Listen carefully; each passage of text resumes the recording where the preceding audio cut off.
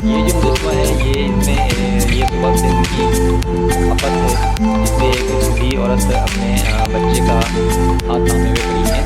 पीछे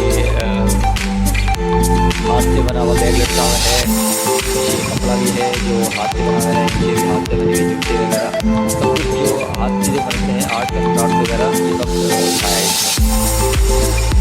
ये सुबह से इसके मुताबिक जो दस्तकारी हाथ से बनाए हुए जो हैंडीक्राफ्ट वहाँ के जो नमूने हैं ये हैं, एक इस खूबसूरत अंदाज से बनाए हुए हैं। ये बोतल आप देखें इस तरह मोतियों से बनी हुई जुड़ी हुई है।